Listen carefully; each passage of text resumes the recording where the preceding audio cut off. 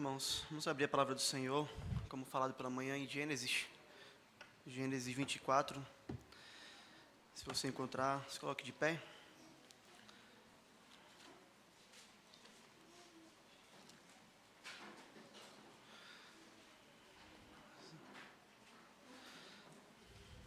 Gênesis 24, a partir do 34, paramos hoje de manhã no 33,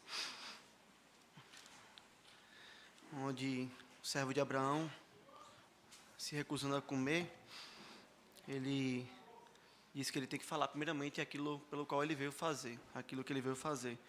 Ele começa a explicar então a família de Rebeca, a partir do 34, dizendo assim: então disse, sou servo de Abraão, o Senhor tem abençoado muito ao meu senhor, ele se tornou grande, deu-lhe ovelhas e bois, e prata e ouro, e servos e servas, e camelos e jumentos.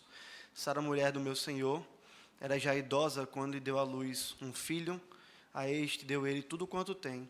E meu senhor me fez jurar, dizendo, não tomarás esposa para meu filho das mulheres dos cananeus, em cuja terra habito, porém irás à casa de meu pai e a minha família, e tomarás esposa para meu filho.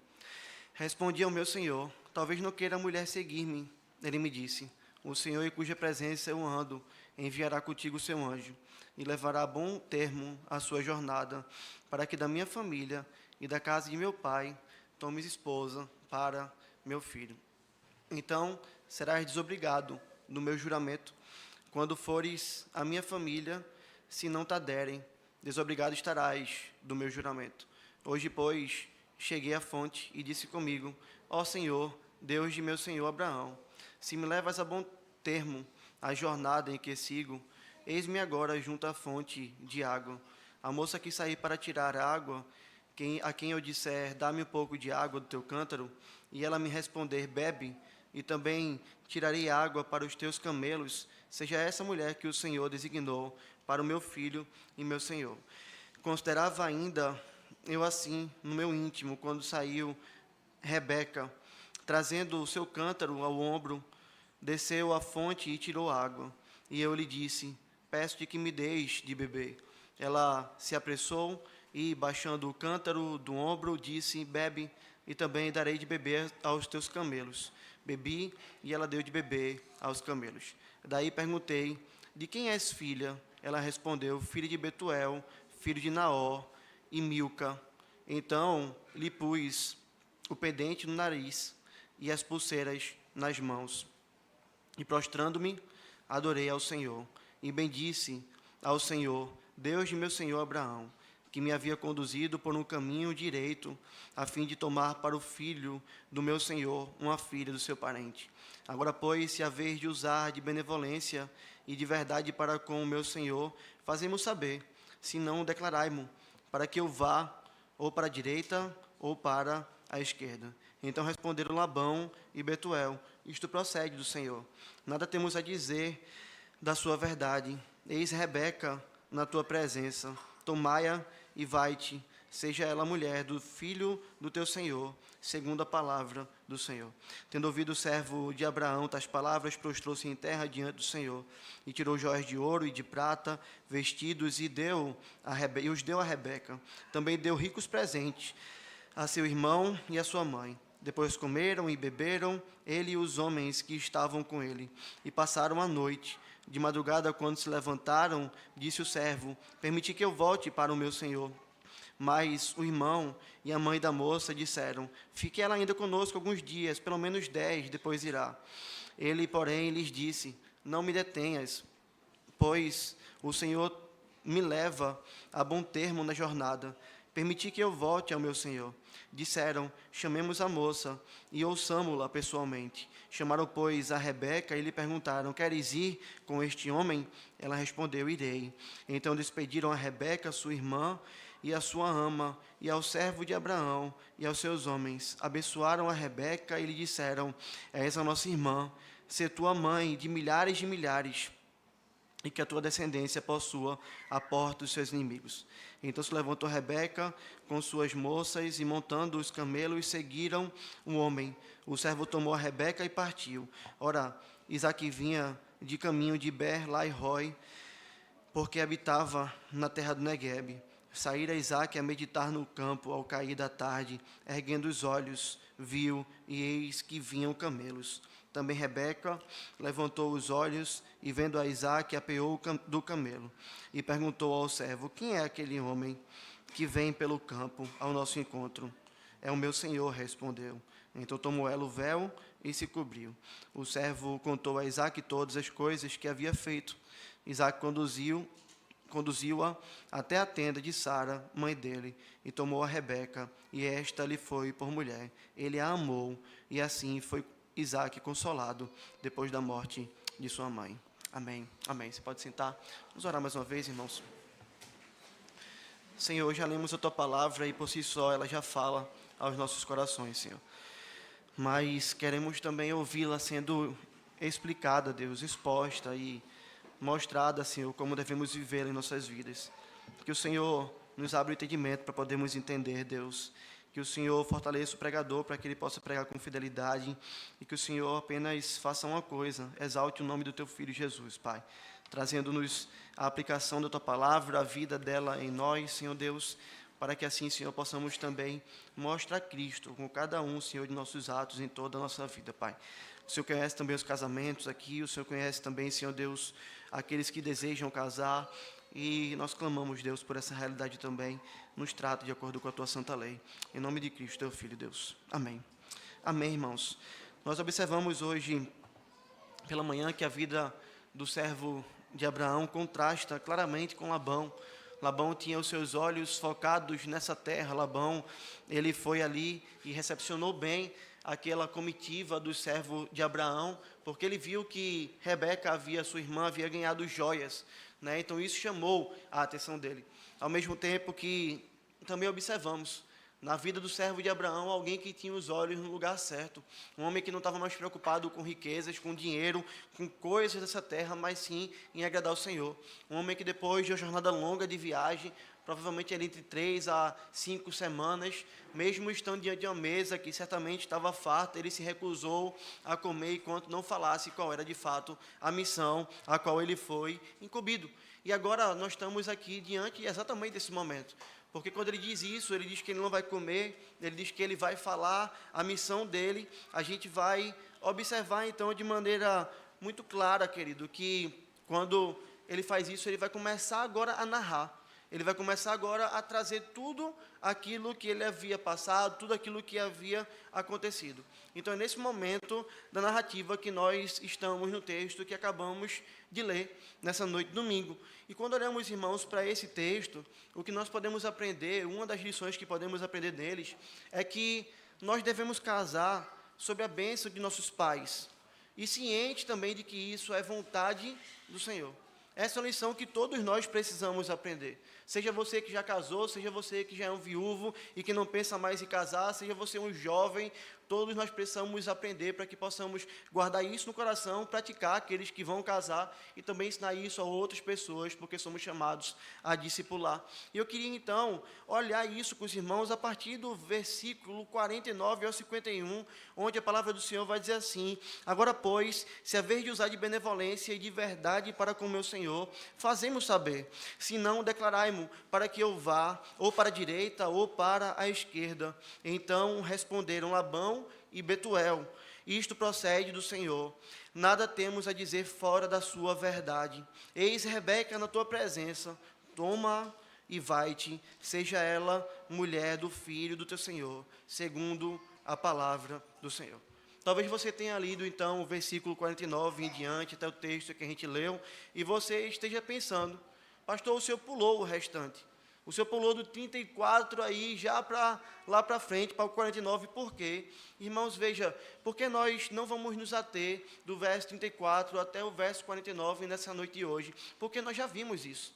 Nós já aprendemos sobre aquilo que está aqui, porque do 34 até o texto que nós lemos aqui do 49, o que nós temos é o servo de Abraão falando sobre a sua jornada, falando sobre a sua missão, falando por que ele está ali, falando do que aconteceu quando ele encontrou com Rebeca, falando sobre a oração dele ao Senhor, e nós já vimos tudo isso, já passamos pelo texto. Labão não sabia, isso foi trazido então a Labão. Betuel não sabia, isso foi trazido a Betuel. A mãe de Rebeca não sabia, isso foi trazido também então a mãe de Rebeca, mas nós já sabemos, irmãos. Então não tem por que a gente hoje investir mais tempo nessa realidade, porque nós já sabemos o que aconteceu e já meditamos disso de maneira muito clara e muito profunda. Olhando então a partir do 49, a gente continua na mesma jornada, só que agora num momento em que ele vai perguntar agora a esses homens. E que ele vai olhar para eles e vai dizer, olha, eu quero saber se vocês vão usar de benevolência e de verdade para com o meu Senhor.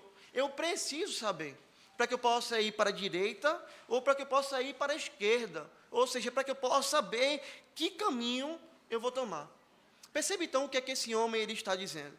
Vocês vão ou não vão deixar que Rebeca se case com o filho do meu Senhor?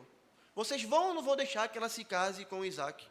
Ela vai ou não vai voltar conosco? É isso que o servo de Abraão agora, ele quer saber. E é aqui que nossa atenção tem que ser atraída, irmãos, porque veja, o servo de Abraão, ele não quer primeiramente saber a resposta de Rebeca. Ele não está primeiramente preocupado em perguntar isso a Rebeca. Ele poderia ter feito isso antes. Veja, ainda ali, naquele poço, onde as mulheres iam tirar água, onde as mulheres ali saíam e iam buscar água e davam ali de beber também a alguns animais, onde ele recebeu água e onde seus camelos também beberam água, ele podia ter chegado para Rebeca. Visto sua oração respondida, ele podia ter perguntado a ela, falado tudo, eu sou o servo de Abraão, eu vim aqui procurar uma esposa para o filho dele e eu quero saber de você. Você quer se casar com Isaac? O nome dele é Isaac. Talvez ali ele pudesse também falar sobre as características de Isaac. Ah, Isaac é o cara brincalhão, Isaac não é, Isaac é o cara mais sério, Isaac isso, Isaac aquilo. Talvez ele falasse, ah, um cara bonitão. Mas veja, ele não faz nada disso. O que ele vai fazer é perguntar a Rebeca, de quem você é filha? Irmãos, essa pergunta anterior, ela nos leva para esse momento agora também. Eu peço que você me diga, você é filha de quem? Onde é sua casa? Na sua casa tem espaço para que eu possa ir lá? Eu e minha comitiva, a gente possa ficar lá.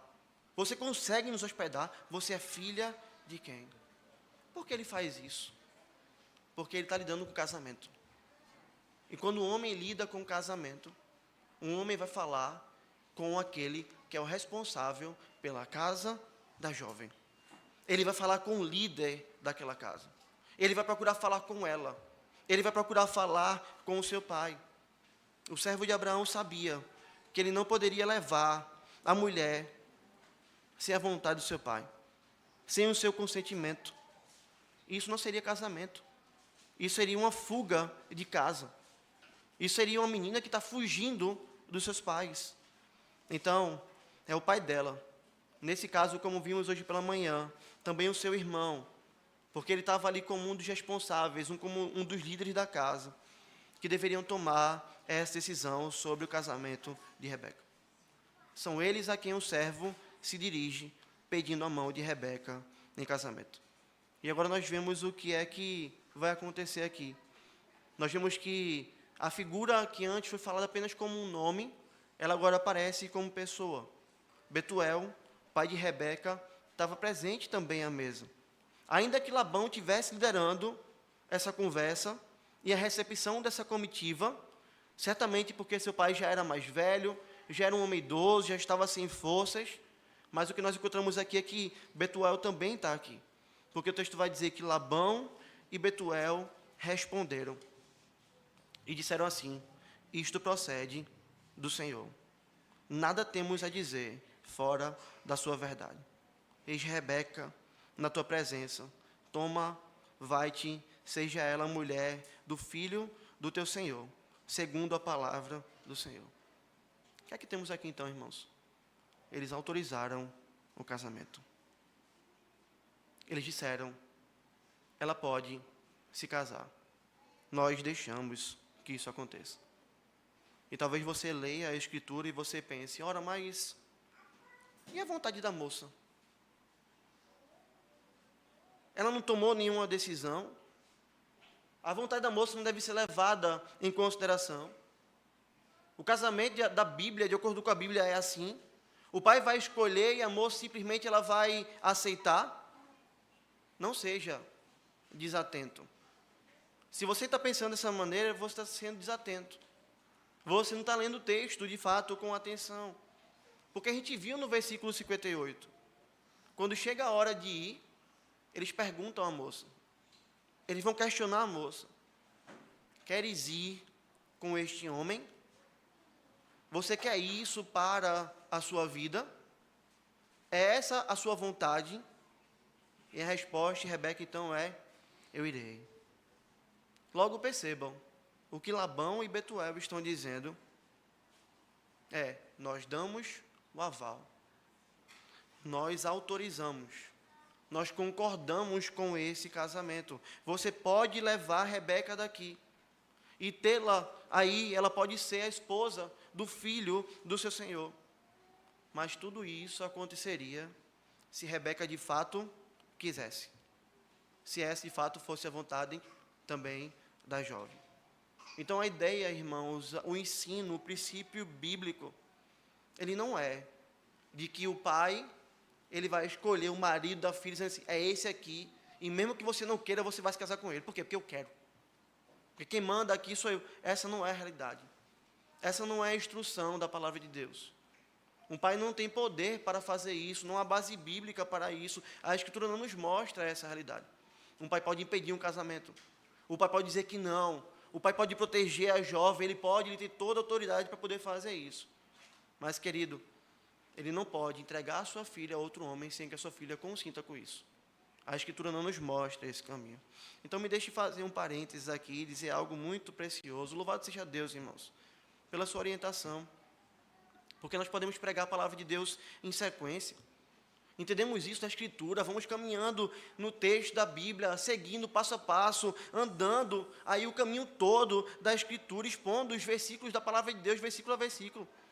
Expomos em sequência a palavra de Deus. E quando a gente olha isso acontecendo, a gente vê que nós vamos passando por todos os tipos de tema, por todas as áreas que nós temos necessidade, por tudo aquilo que de fato nós precisamos.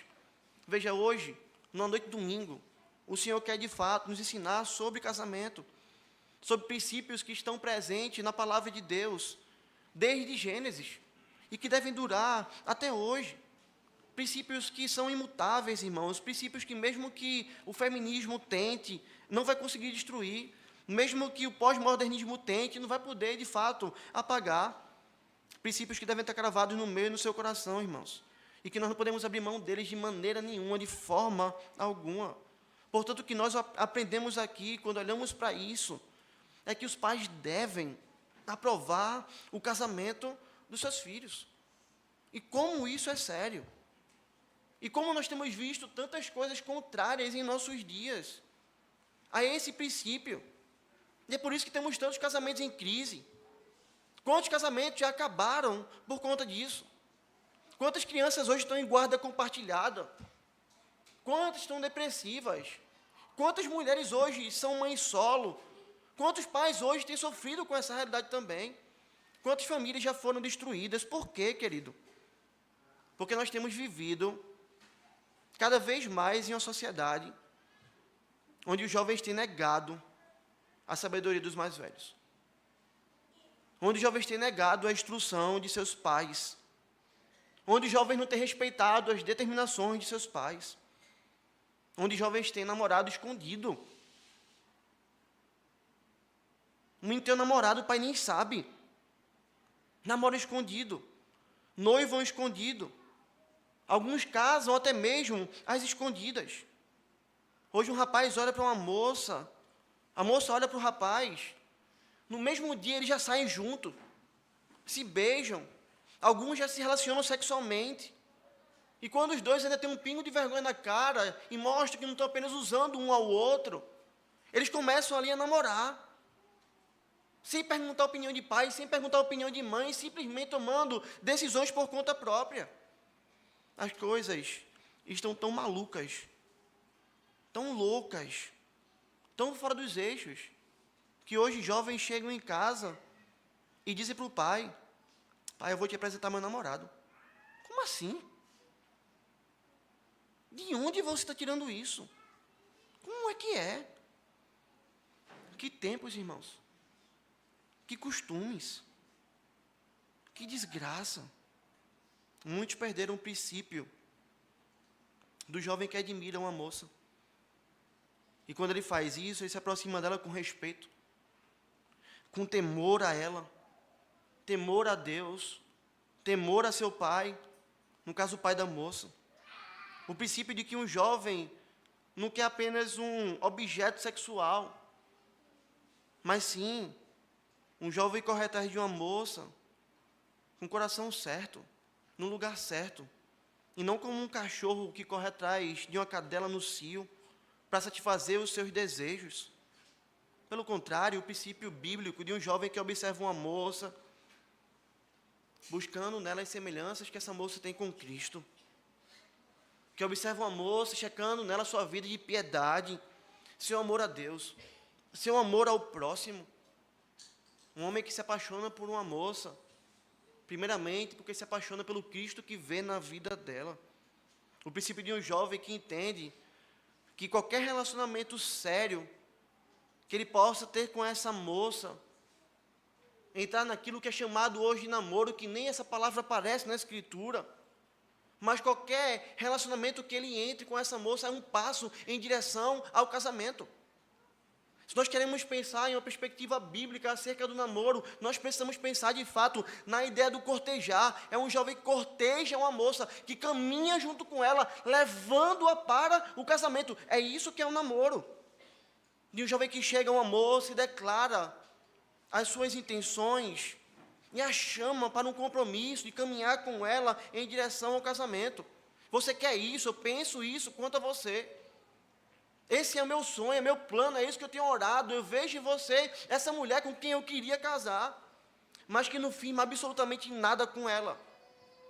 Antes de corajosamente e piedosamente sentar com seu pai, contar-lhe das suas intenções, apresentar a ele os seus planos, pedir a ele permissão para caminhar com a sua filha em direção ao casamento.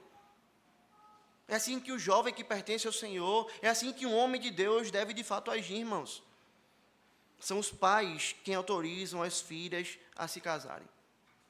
É por isso que quando nós encontramos na Escritura a linguagem sobre filhas em casamento oferecidas aos pais, a Escritura vai dizer que os pais dão suas filhas em casamento. Perceba, a linguagem da Escritura para o homem é, ele toma uma esposa em casamento, porque ele a toma da mão de seus pais, mas os seus pais entregam-na. Eles dão a filha em casamento. O Senhor vai dizer isso várias vezes ao seu povo. Como, por exemplo, não entreguem, não deem suas filhas em casamento aos gentios. Não ajam dessa maneira. É essa a realidade da Escritura, irmãos. A nossa cerimônia de casamento ainda, a nossa cultura, pela graça de Deus, tem preservado muito claramente essa realidade. Pela misericórdia do Senhor. Porque perceba, o noivo espera a noiva no altar. E quem é que traz a noiva? Quem traz a noiva é seu pai. Enganam-se aqueles que vão para casamentos e não entendem aquilo que está acontecendo naquela cerimônia. É porque está tudo tão deturpado hoje, que a gente nem consegue entender mais, mas quando você vai para o casamento bíblico, você vê uma outra realidade. Perceba, um homem espera no altar, onde ele vai firmar votos com aquela mulher, onde ele vai prometer amá-la, respeitá-la, ser fiel, cuidar dela, caminhar junto com ela, pastorear o coração dela, na alegria, na tristeza, na saúde, na doença, na riqueza, na pobreza. Veja, até que a morte separe, um homem está ali pronto para poder prometer isso àquela moça. E quem entra com ela é o seu pai.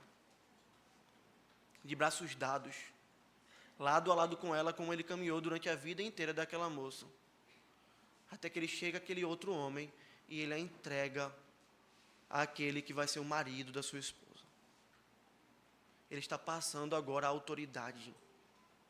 Ele está dizendo agora, eu cuidei dessa jovem até aqui. Eu protegi, eu zelei, eu amei, eu estive com ela. Mas agora eu estou entregando a você. Você vai ser o cabeça sobre a vida dela. É isso que acontece na cerimônia de casamento. Irmãos, eu confesso que eu estava escrevendo esse sermão e pensando como isso deve ser difícil para um pai. Mas como também deve ser prazeroso.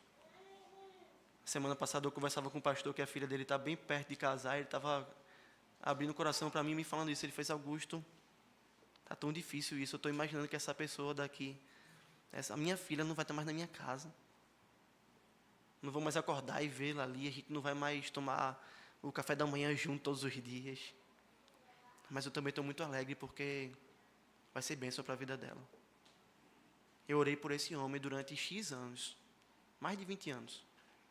E eu me alegro com essa realidade. Como é um motivo de alegria saber que um homem vai receber nossa filha e vai amá-la, assim como Cristo amou a sua igreja. A figura é muito bela, meus irmãos. O pai cuidou, zelou e protegeu. Agora outro homem vai fazer esse papel. E de maneira ainda mais profunda do que o pai. Ele vai amá-la como Cristo ama a sua igreja. Que maravilha. É por isso que os pais precisam autorizar o casamento. É por isso que o servo de Abraão não pede Rebeca em casamento a ela própria. É por isso que ele fala com o pai dela em primeiro lugar. Essa é uma doutrina que não pode ser esquecida, que não pode ser retirada de nossos corações. Por mais que o mundo diga tantas coisas contrárias. Sendo assim, meu irmão jovem solteiro, quero te dizer algo muito sério nessa noite de domingo. Você não tem direito de se relacionar com nenhuma moça. Nenhuma moça. Sem a permissão do pai dela. Então haja como um homem. E não como os homens meninos que nós temos nesse mundo. Homens sem vergonha, homens sem moral, homens sem caráter. Haja como um homem bíblico. Não se relacione com nenhuma moça sem permissão de seu pai. Você se interessou por uma menina? Converse com ela. Se ela tem interesse por você, diga a ela: eu vou conversar com seu pai. Não vai botar também o carro na frente dos bois, não. Não vai chegar para falar com o pai da menina sem ter falado com a menina antes. Vai dar errado. Fica a dica, vai dar errado. Mas conversou com a moça tem interesse em caminhar com você, você falou suas intenções para ela. Meu filho, a partir daí, honre as calças que você veste. Seja homem. Encare o leão de frente. Sozinho, você e ele. Não é com a menina do lado não, para amolecer o coração do pai, não. É você e ele, é sozinho. Mesmo que você chegue lá, ele tenha separado as facas, botado em cima da mesa. Estou separando isso para a Sofia já. Vamos ver se ele vai ter coragem. Honre aquele homem que no futuro vai ser seu pai. Nessa conversa, apresente seus planos sólidos a ele. Conte sobre sua caminhada com o Senhor. Perceba isso que o servo de Abraão vai fazer. Veja, ele conta a jornada, ele conta a missão dele. Ele conta quem é Abraão, quem é ali Isaac. Ele está falando sobre isso. É um homem próspero, ele é de uma família próspera. Ele tem condições de sustentar a sua filha. Veja, é isso que um homem precisa falar para outro homem. Sabe por que um menino de 15 anos não pode namorar? Namora, mas namora, pastor, mas biblicamente não pode. Sabe por quê? Porque não consegue nem pagar o picolé da menina. Ele não consegue nem cuidar dele. E ele está dizendo assim: vou cuidar de outra menina. Esse não é o princípio bíblico. Para que um homem diga para uma moça: eu quero caminhar com você para o casamento, ele tem que primeiro ser autossuficiente do sustento dele. E está caminhando, já está bem solidificadozinho, começando a ficar sólido, a ideia de que ele tem condições de sustentar aquela moça num tempo determinado ali. Esse negócio também de namoro, irmãos, dizendo assim, eu vou começar a namorar, e vai casar quando? Não sei. Acaba. Se não sabe quando vai casar, acaba. Acaba. Não tem base bíblica para você ficar 2, 3, 4, 5, 6, 7, 8, 10 anos. Não tem base bíblica para isso. O namoro é um passo para o casamento. Na Escritura é isso. Eu vou levar uma mulher para o altar. Eu tenho um plano para isso. Eu chego para o pai dela e eu falo sobre isso, sobre esse plano. Eu vou me casar com a sua filha. Estou acabando a faculdade, já estou estagiando, estou fazendo isso, estou fazendo aquilo, já trabalho, já me sustento. Daqui a X tempo, a gente consegue casar. Essa é a realidade, irmãos. E os homens precisam chegar para falar para o pai assim. Eu não quero brincar de casinha com a sua filha, não.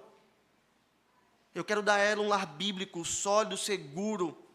Um lar que vai ser um quartel-general do Evangelho. Um lar onde, com a graça de Deus, vão surgir filhos piedosos. Um lar que vai proclamar a redenção do Cordeiro. É somente se você tiver um sim desse homem que você terá o direito, então, de caminhar com aquela moça em direção ao casamento. E jovens, não se enganem. Este sim, para que você caminhe com ela em direção ao casamento, não é uma permissão para você beijar a filha desse homem antes do casamento, para você ficar saindo sozinho com ela para lugares indevidos, e muito menos para você se relacionar sexualmente com essa moça. O mundo que nós vivemos distorce completamente a ideia da corte, de cortejar uma moça para o casamento, e transformar isso em um namoro pecaminoso, recreativo, cheio de beijos, abraços, amassos e coisas indevidas. O corpo daquela moça só vai ser seu quando você colocar uma aliança no dedo dela e os votos forem feitos diante de testemunhas. Até lá, você não tem direito de tocar naquela moça de maneira diferente do que qualquer outro homem tem o mesmo direito. Você entende isso? Porque ela não é sua. Pastor, como assim qualquer outro homem? Nós cumprimentamos a mão das irmãs.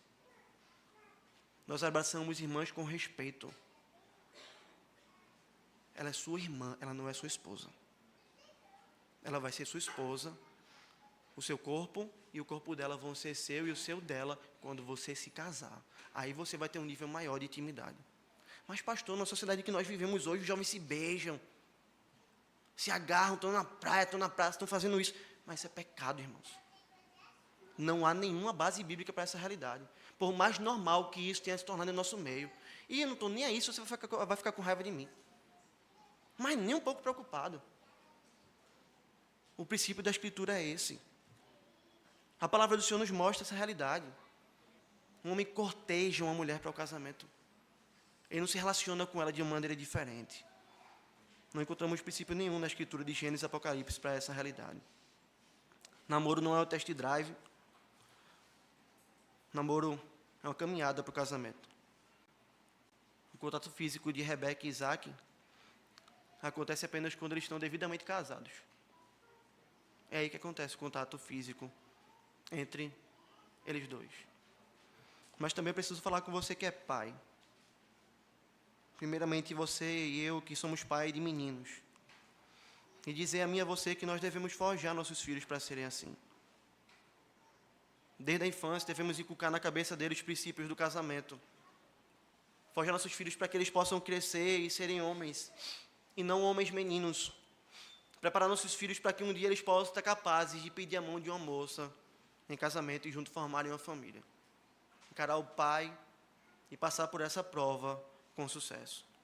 Mas eu quero também falar com você que é pai de menina, assim como eu também. E dizer a você e a mim, não nos curvemos, irmãos, diante da cosmovisão pecaminosa desse mundo. Sejamos o líder na nossa casa. Que você nunca permita que sua filha, morando debaixo do seu teto, venha dizer para você, papai, eu vou te apresentar meu namorado. Nunca. Isso nunca venha acontecer com você. Papai, vou te apresentar meu namorado. Não.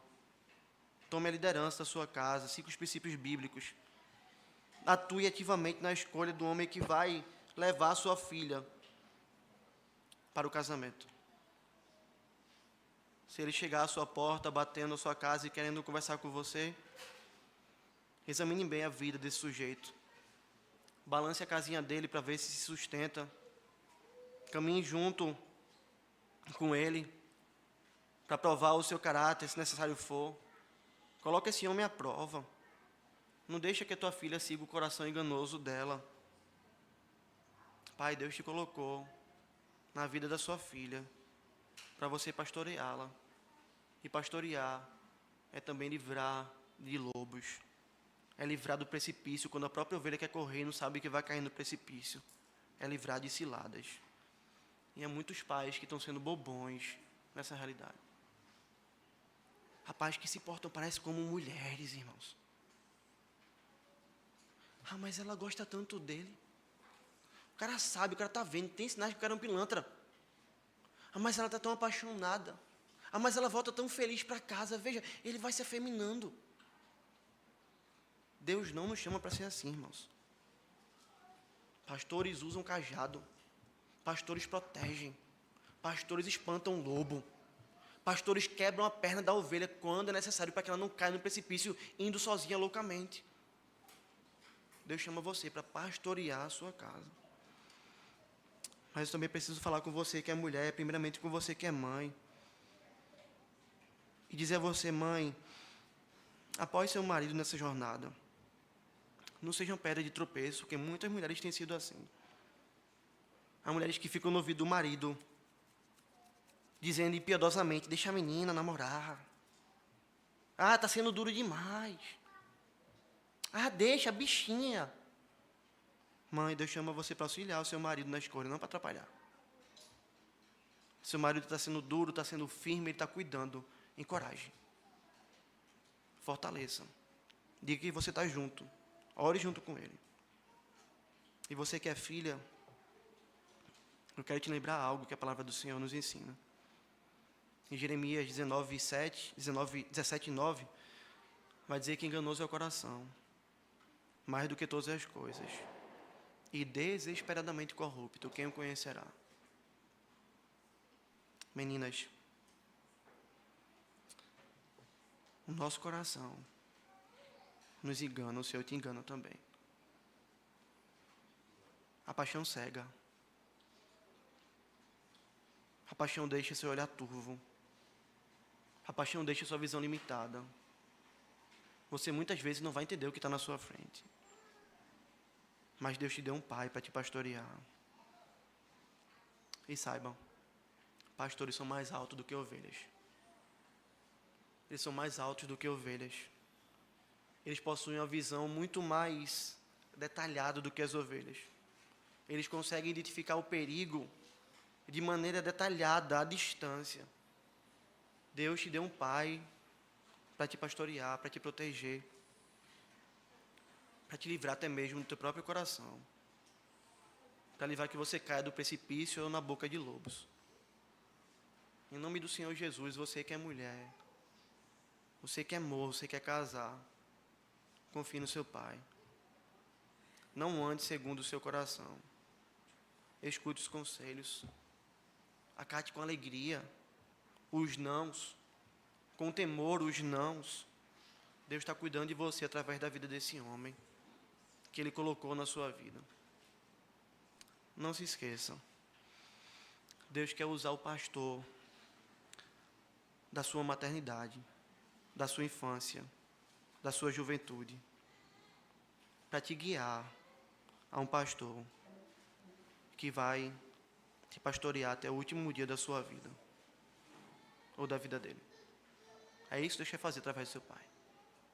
Ele quer pegar aquele homem que foi seu pastor desde a maternidade, estava lá quando você nasceu, pastoreando você, na sua infância, na sua juventude.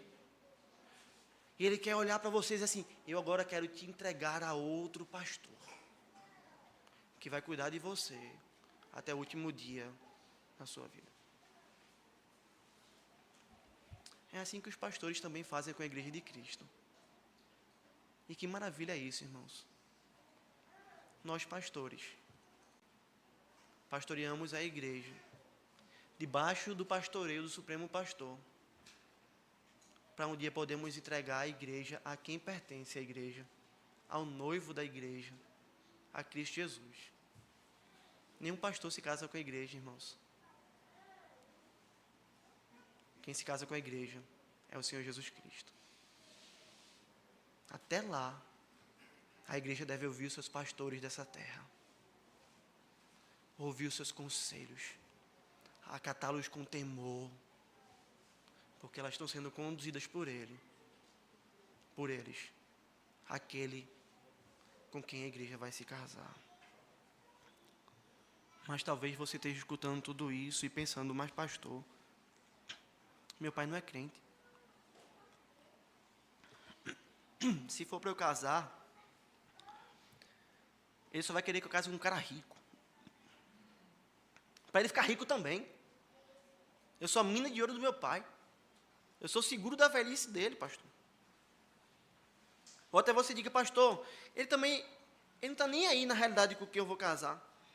Ele só quer que eu saia de casa mesmo. Se eu arrumar um marido para sair de casa, é menos um gasto em casa. Se eu sair de casa, está tudo certo para ele. Tem pais assim.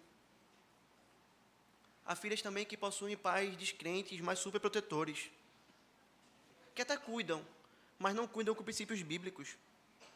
Não possuem princípios bíblicos para guiar sua filha ao casamento. E se esse é o teu caso, eu te entendo. Eu te entendo que você pode estar sem saber como proceder. E agora? Há filhas que passam por conflito com essa questão até mesmo com pais crentes. Para vergonha desses homens, irmãos. Porque dizem, meu pai é crente. Ele vai na igreja. Mas ele não sabe nada da Bíblia, pastor. A vida dele é uma bagunça. Como é que eu posso ser pastoreada por alguém assim? Irmãs, que passam por isso, eu quero te lembrar de um sólido ensino do nosso símbolo de fé. Quando o Catecismo Maior de Westminster, na pergunta 127, na realidade 124, questiona assim: o que significam as palavras pai e mãe no quinto mandamento, honra teu pai e tua mãe? E responde assim: as palavras pai e mãe no quinto mandamento abrangem não somente os próprios pais, mas também todos os superiores em idade e dons, especialmente aqueles que pela ordenação de Deus são colocados sobre nós em autoridade, quer na família, quer na igreja, quer no Estado. Então, se você não tem um pai crente, ou se tem um pai crente, mas que não sabe nada de escritura, que é muito estranho, eu quero dizer a você que o Senhor colocou pastores na sua vida, na figura dos presbíteros e do pastor da igreja. O Senhor coloca esses homens especialmente ordenados, como vai dizer o catecismo, para que eles sirvam como pais seus. Você pode contar com seus líderes espirituais, e você deve contar com eles. Assim são os pastores. Eles podem ocupar o papel de pai sobre a sua vida, te instruindo, te orientando, checando a sua vida, checando com o rapaz. Você pode dizer, vai falar com o meu pastor. Meu pai ainda é crente, não. Vai falar com ele porque ele é da minha casa, ele que manda na minha casa, tem que passar por ele. Mas eu também tenho outro crivo para você passar. O crivo de alguém que entende a escritura. Você vai falar com o meu pastor. E esse pastor ele deve ver se de fato, à luz da Bíblia, esse homem é um bom partido para você se casar com ele. Queria falar isso com muito temor, irmãos. Bons pastores olham para suas ovelhas como filhas. Eles as têm como filhas. Eles choram por elas como filhas. Acompanham como filhas, sofrem as dores de parto como filhas. Desejando para elas, para as ovelhas de Cristo, o mesmo que eles desejariam para suas filhas. Vira e mexe em algum aconselhamento bíblico, eu falo para alguma jovem: era isso que eu queria para Sofia. Se fosse pensando em Sofia, eu apoiaria. Eu diria que esse é um bom caminho. Que é aquilo que eu quero para a pequena Sofia, eu quero para as irmãs da igreja, que não possuem pais crentes e que precisam de conselhos. Um pastor nunca deve tomar o lugar do pai. Nunca. Mas se você não tem um pai crente, você pode contar com os líderes da igreja. Portanto, moças, contem com seus pastores. Orem para que o Senhor dê presbíteros a essa igreja, para que vocês possam ter mais pastores. E como dizia minha esposa, ao falar de um pastor que para ela é como um pai, pastor Vitor, ao falar de Vitor, Raquel diz assim, ele é um pastor. Ele é um pai pastor. Para mim, ele é como um pai. E ele é meu pastor. Além disso, irmãs, Deus pode também ter colocado o irmão crente na sua vida, o tio crente. Deus pode colocar na sua vida um avô crente. Que vão ser graças sobre a sua vida. Rebeca teve o apoio de Labão e teve apoio também de Betuel, do seu pai e do seu irmão. Você pode ter o apoio de vários pais, entende? O pai da sua casa, do seu avô, do seu pastor. E isso vai trazer segurança para você. Agora lembre-se também do que Labão e Betuel falaram, entregando a jovem Rebeca em casamento. Eles disseram assim: eis Rebeca na tua presença. Toma. E seja ela mulher do teu filho, do filho do teu Senhor, perdão. Mas há uma expressão aqui muito séria, que finaliza o versículo 51. Segundo a palavra do Senhor. Você vai tomar ela como esposa dele, mas veja, você vai fazer isso porque é segundo a palavra do Senhor. É isso que os pais devem buscar, irmãos. Que os seus filhos se casem, mas se casem segundo a palavra do Senhor. Debaixo da vontade do Senhor. É por isso que um pastor, um pai, nunca podem autorizar, encorajar, permitir um casamento de um homem cristão com uma mulher que não é crente. Ou de uma mulher cristã com um homem que não é cristão.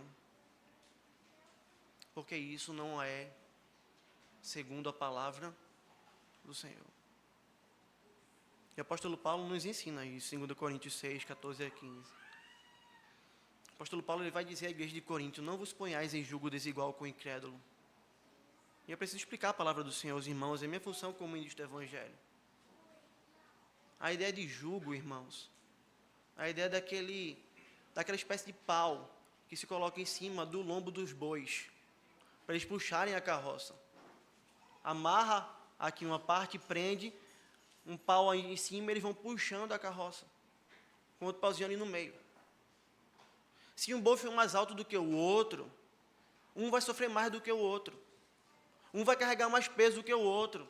A carroça vai correr um risco sério de virar, de tombar, porque ela está completamente desequilibrada. Paulo está usando essa figura para dizer ao povo de Deus: não se coloque em julgo desigual com o incrédulo, porque veja, é diferente, os princípios são diferentes, a postura é diferente, o coração é diferente. Não se coloque. Ora, aqueles que casaram com um descrente não vão separar, Paulo fala sobre isso mais na frente. Mas aqueles que não se casaram vão casar, Paulo vai dizer: não se coloque em julgo desigual com o incrédulo. E ele é tão duro, mas tão duro, porque ele vai trazer a verdade nua e crua. Porque ele vai dizer assim: porquanto que sociedade pode haver entre a justiça e a iniquidade? Qual é a sociedade que tem aqui? Quem é um cristão que vai querer andar com um iníquo? Quem é um cristão que vai querer andar com um homem que vive pecado? Com uma mulher que vive pecado? Quem é que vai querer isso? Aí ele vai dizer: que comunhão há da luz com as trevas?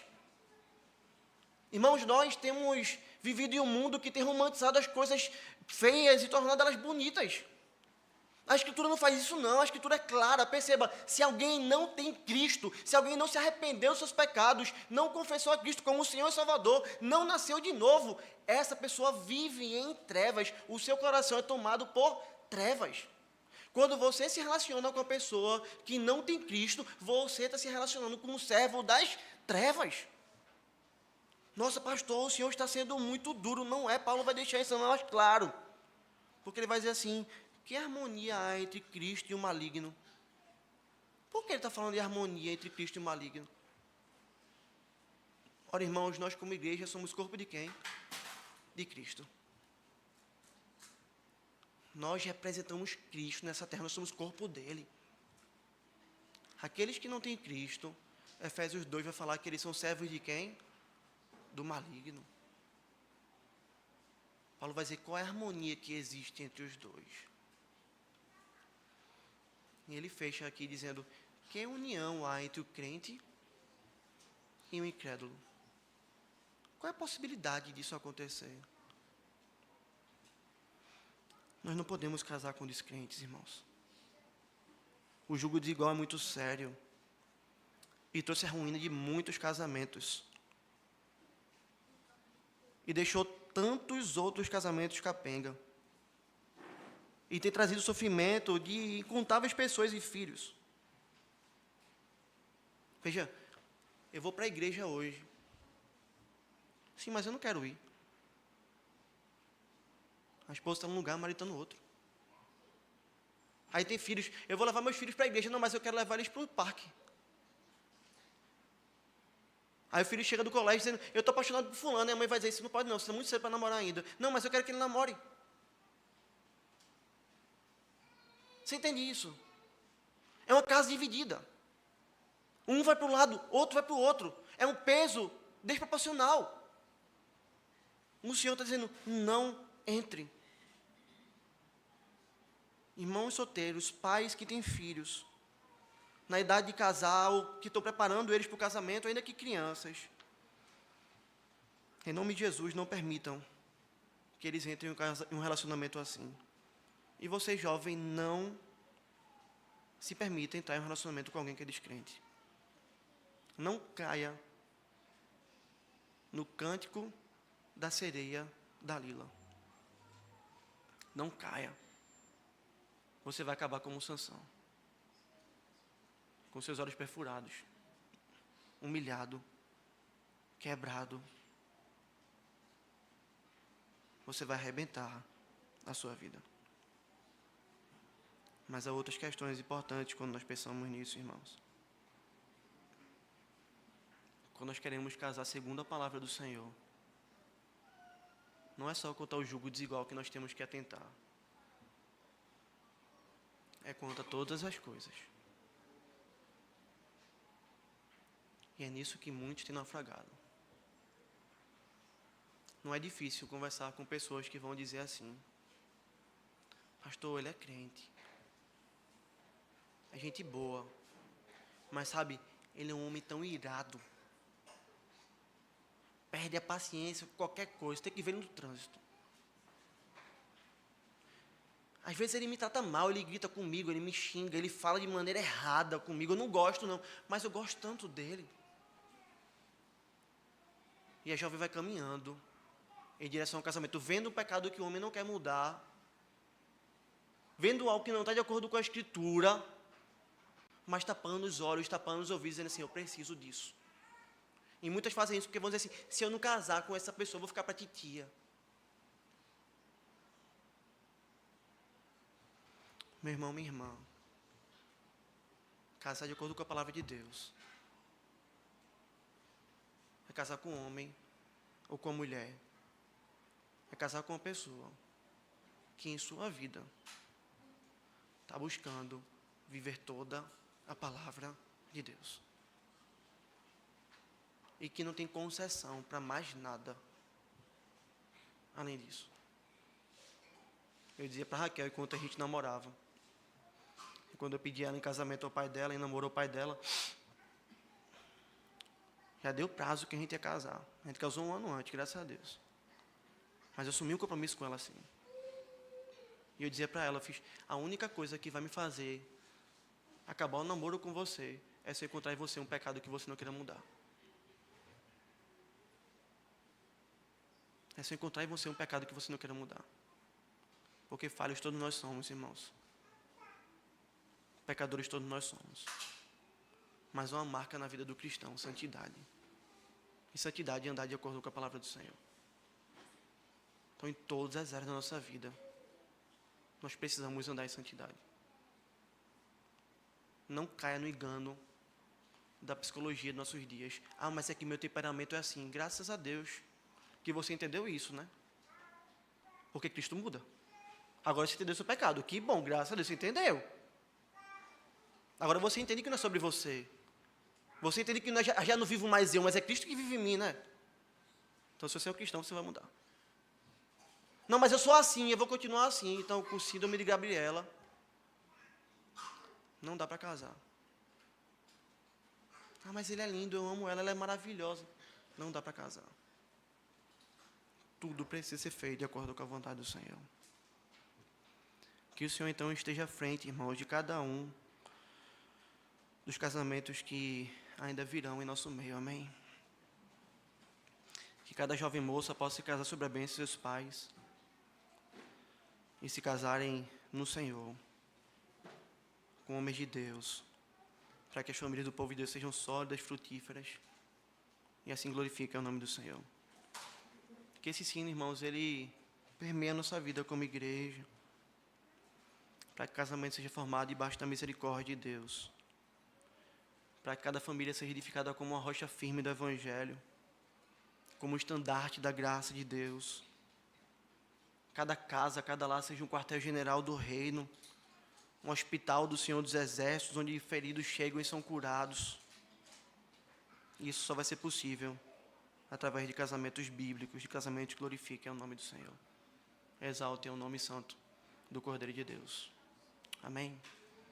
Eu prometo que eu queria pregar o texto todo hoje, mas eu não consegui. Nós vamos, se Deus permitir, terminar no próximo sermão. Que o Senhor aplique sua palavra no nosso coração, nos conduza a olhar para aquele que nós estamos caminhando para o casamento e ansiar pelo casamento nosso que nós vamos ter com o Cordeiro. Que Ele assim nos abençoe. Fiquemos de pé.